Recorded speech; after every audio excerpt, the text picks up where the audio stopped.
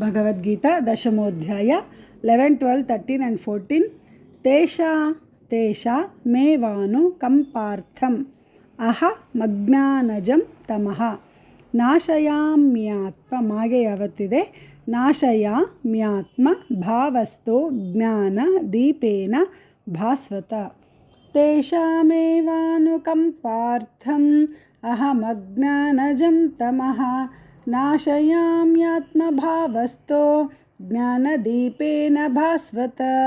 अर्जुन उवाच परं ब्रह्म परं धाम पवित्रं परमं भवान् पुरुषं शाश्वतं दिव्यम् आदिदेवमजं विभुं। परं ब्रह्म परं धाम पवित्रं परमं भवान् पुरुषं शाश्वतं दिव्यम् आदिदेवमजं विभुम्। आहुस्त्वा मृषयः सर्वे देवर्षिर्नारदस्तथा असितो देवलो व्यासः स्वयं चैव ब्रवीषि मे। आहुस्त्वा मृषयः सर्वे देवर्षिर्नारदस्तथा असितो देवलो व्यासः स्वयं चैव ब्रवीषि मे। सर्वमेतद्रुतं मन्ये यन्मां वदसि केशव न हि ते भगवन्व्यक्तिं नागे वावत्तु यावत्तु भगवन्व्यक्तिं विदुर्देवान दानवाः। सर्वमेतद्रुतं मन्ये यन्मां वदसि केशव न हि ते भगवन्व्यक्तिं विदुर्देवान दानवाः। तेषामेवानुकंपार्थम् अहमज्ञानजं तमः नाशयाम्यात्मभावस्तो ज्ञानदीपेन भास्वत। अर्जुन उवाच परं ब्रह्म परं धाम पवित्रं परमं भवान् पुरुषं शाश्वतं दिव्यम् आदिदेवमजं विभुम्। आहुस्त्वा मृषयः सर्वे देवर्षिर्नारदस्तथा असितो देवलो व्यासः स्वयं चैव ब्रवीषि मे। सर्वमेतद्रुतं मन्ये यन्मां वदसि केशव न हि ते भगवन्व्यक्तिं विदुर्देवान दानवाः। भगवद्गीता दशमोऽध्याय 15, 16, 17, 18 स्वयमेवात्मा नात्मानं वेत्तत्वं पुरुषोत्तम। भूतभावन भूतेश देवदेव जगत्पते। स्वयमेवात्मनात्मानं वेत्तत्वं पुरुषोत्तम। भूतभावन भूतेश देवदेव जगत्पते।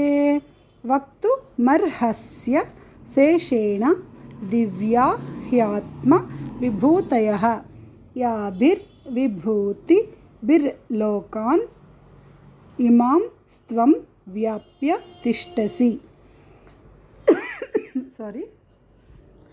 वक्तुमर्हस्य शेषेण दिव्या ह्यात्मविभूतयः याभिर्विभूतिभिर्लोकान् इमां स्त्वं व्याप्य तिष्ठसि।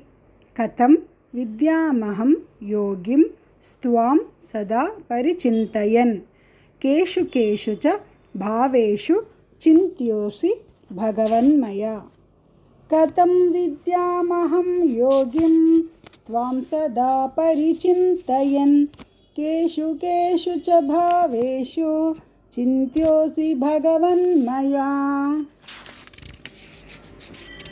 विस्तरेणात्मनो योगं विभूतिं च जनार्दन भूयः कथय तृप्तिर्हि शृण्वतो नास्ति मे मृतम्।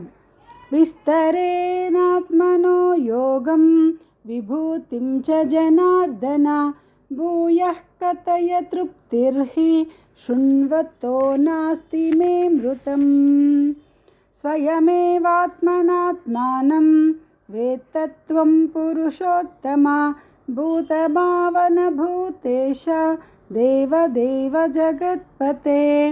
वक्तुमर्हस्य शेषेण दिव्या ह्यात्मविभूतयः याभिर्विभूतिभिर्लोकान् इमांस्त्वं व्याप्य तिष्ठसि कथं विद्यामहं योगिं स्वां सदा परिचिन्तयन् केषु केषु च भावेषु चिन्त्योऽसि भगवन्मया विस्तरेणात्मनो योगं विभूतिं च जनार्दन भूयः कथय तृप्तिर्हि शृण्वतो नास्ति मे मृतम्।